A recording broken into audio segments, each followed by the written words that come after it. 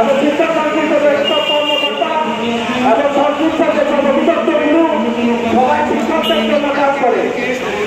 মুখ্য বিষয় আজ পর্যন্ত আমাদের শিক্ষা উন্নয়নে শিক্ষকদের খুশি রাখতে, শিক্ষকদের ভালো রাখতে, শিক্ষকরা কিভাবে ভালোভাবে সার্ভিস দিতে পারে এই ধরনের কাজ তারা কখনো করে নাই।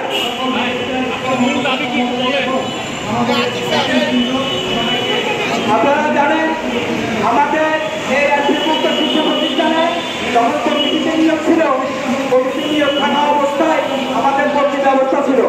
তখন বিজ্ঞপ্তির মাধ্যমে আমরা একটা প্রতিষ্ঠান থেকে আরেকটা প্রতিষ্ঠানে পরীক্ষা দিয়ে প্রতিষ্ঠান পরিবর্তন করা যেত।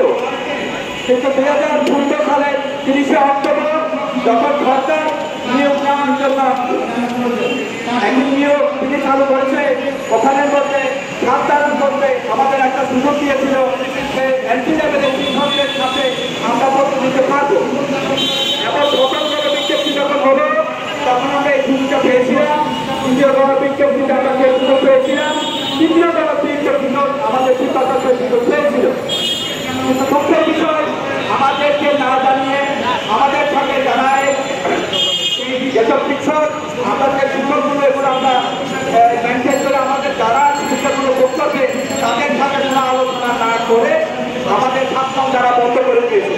যখন আমরা কর্তৃপক্ষের কাছে গিয়েছিলাম তখন তারা বলতেছে আপনাদের এটা বন্ধ করেছে এই কারণে আপনাদের নিয়ম অনুযায়ী অধিদপ্তরের মাধ্যমে সরকার আপনাদের জন্য একটা ভর্তির ব্যবস্থা করবে।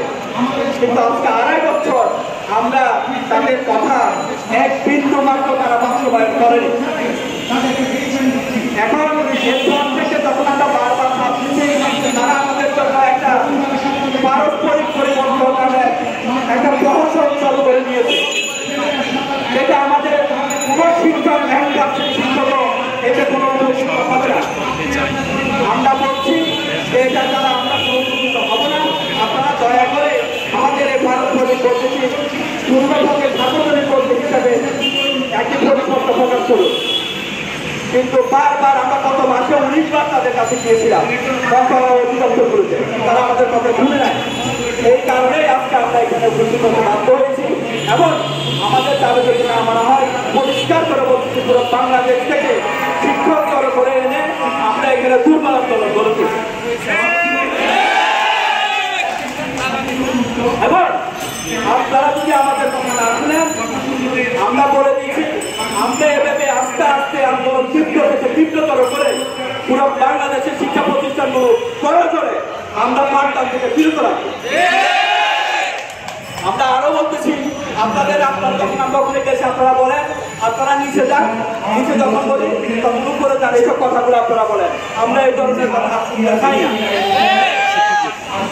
সুতরাং আপনাদের কাছে অনুরোধ আপনারা আজকের ভিতরে আমাদের এই ভর্তি পরিপত্রটা সংস্কার করে পূর্ণভাবে সার্বজনীন ভর্তি পরিপত্র জারি করে আমাদেরকে মুক্তি দিবেন।